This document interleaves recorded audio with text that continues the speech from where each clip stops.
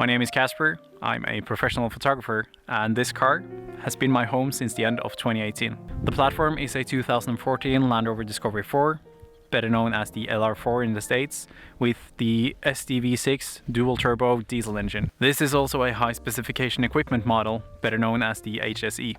And those fancy letters means it comes with a bunch of things that I don't really need, but it also means it comes with a locking differential in the center and a electronically locking differential in the rear. And the HSE model also gives you a lot of comfort in the driver's compartment, which is something I didn't really think about when I bought the car. But as of right now, I'm spending so much time on the road, so I value everything going on up in the front of this car. Everything from a hi-fi surround system with a subwoofer in the back. I do have a small fridge in the armrest, memory seats that I can adjust in a million different ways. It has a heated windshield, heated steering wheel, obviously very good heated seats.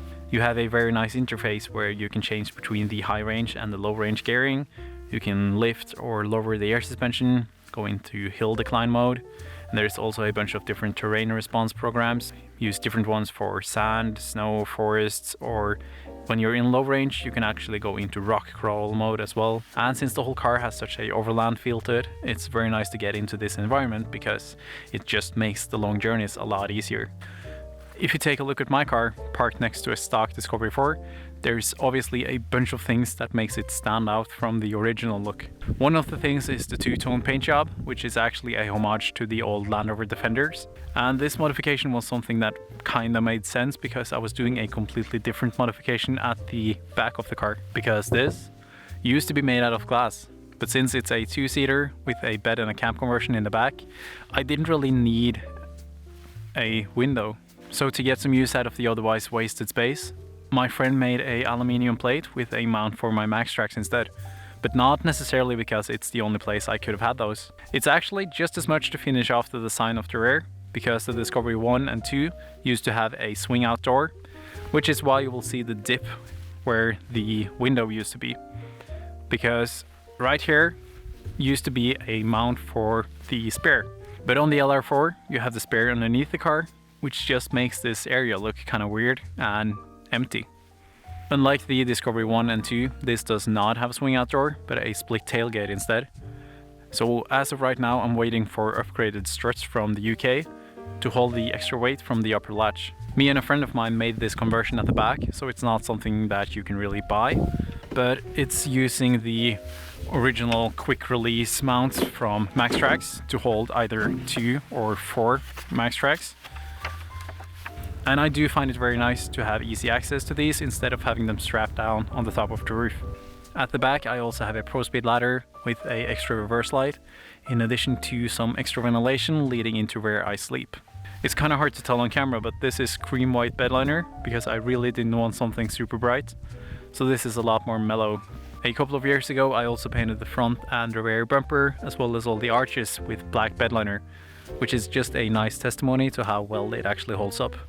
I also have these side racks from a Polish company, which is very nice to hold these lunch boxes with some extra storage, as well as having some secure mounting for shovels. And behind these boxes there's a secure mount, so you can easily swap this out for a water tank or a fuel tank or whatever you might fancy.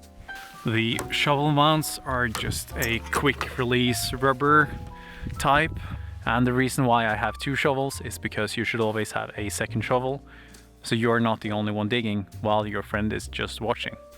The rear lights also have these protective guards, which serves basically no purpose at all, but at least it looks a bit more beefy. And these are obviously also painted with the same bed liner as the bumper. The original mud flaps on these is just a black piece of plastic behind the rear wheel, which kind of sucks and doesn't really serve any purpose. And all the aftermarket ones kind of look like shit. So I actually made this myself out of a bucket. And since I'm a little freak when it comes to details, I also heated up the bottom to bend this backwards, so it's actually flowing with the lines of the rolling direction of the car. And that also applies for the ones up front. And speaking of details, I also painted the mirror caps with the same black bed liner as all of the other parts. In the grille I have a light mount from Pro Speed, which I've modified to hold 3 lights instead of just 2, and I also have a light mount from Pro Speed above the windshield. The lighting above the windshield has a narrow pattern, which makes it possible to use them without blinding yourself, and all of the lights in the grille has a wide pattern. From the factory, these headlights are full of chrome, which is a look that I really do not like. So I split them open and painted all the chrome black, and I also added a amber LED at all of the corners up here, which makes it look very modern but still kind of flows with the whole image of the car. A lot of the build is also based around the Pro Speed roof rack, which is undoubtedly the prettiest roof rack you can get for these cars. And up here I used to have a panoramic glass roof going all the way from here and ending back there. But when I did the paint job, I took the glass roof out and put in a aluminium plate instead and got it painted in the same color as the rest of the roof. The aluminium plate back here is welded, but the one on the roof is just glued down because I do have a plan or a small dream to build some sort of pop top so I can climb from inside the car and through one of the old sunroof openings and have a bed up there instead, so I can have a bigger living area downstairs.